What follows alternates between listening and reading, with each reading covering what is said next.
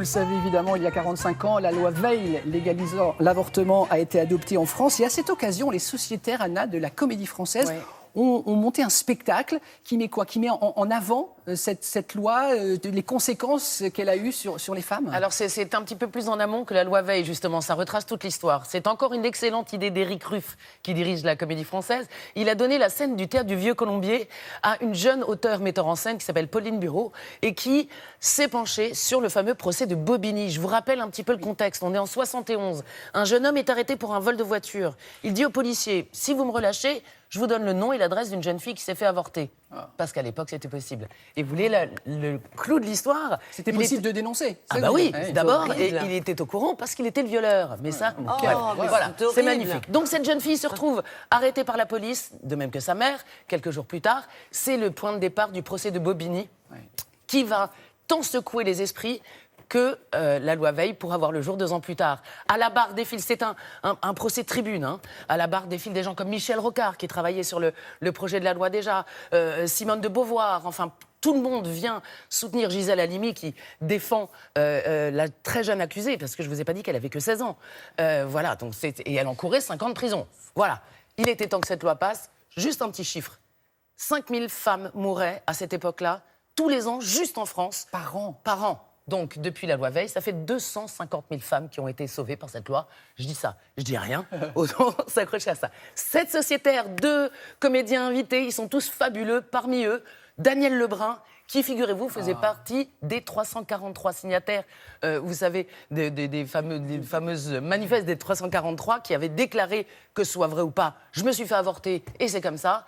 Et bien, elle est là, la boucle est bouclée. L'histoire raconte celle de Marie-Claire Chevalier, cette jeune fille de 16 ans, depuis les années 70 jusqu'à aujourd'hui. C'est bouleversant, c'est indispensable, ça s'appelle Hors la loi. Allez-y.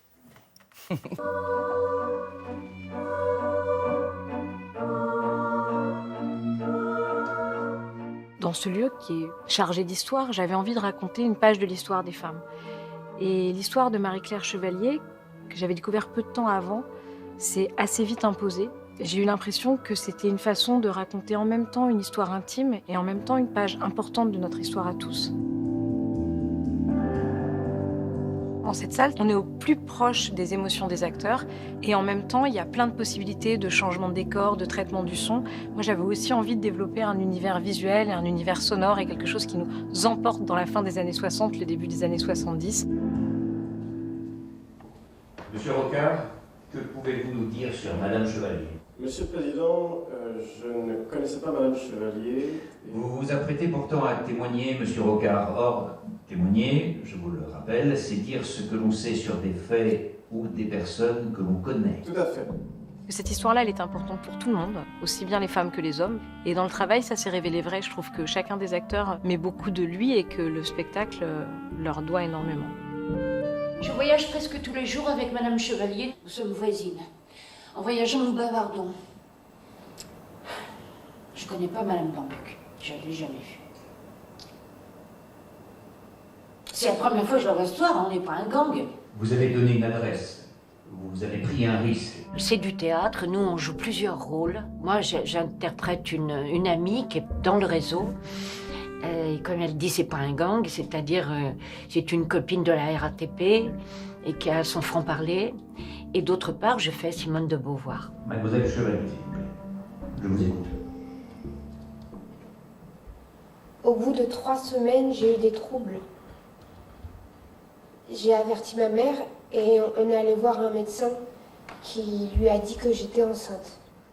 Votre mère vous a alors mise en contact avec Madame Bambuc. Oui. Regrettez-vous votre geste, mademoiselle? Non, je ne regrette pas. Ce texte, c'est le texte des minutes du procès que Simone de Beauvoir a fait sténodactylographier. Donc on a tous les témoignages. Et c'est une très bonne idée. Et en plus, Pauline a fait son enquête auprès des personnes qui étaient encore vivantes. C'est vos vies, votre liberté, c'est vous qui décidez. Dans cette histoire, il y a plein de personnages qui me semblent héroïques, aussi bien Marie-Claire qui a 16 ans, que sa mère, que l'avocate, que voilà, on s'aperçoit qu'en fait, c'est des personnes qui vont être confrontées à des choses auxquelles elles ne s'attendaient pas, qu'elles vont avoir des réactions qui vont les dépasser et qu'elles vont avoir le courage d'affronter des choses qui leur font très peur et de réussir à avancer et à se tenir debout.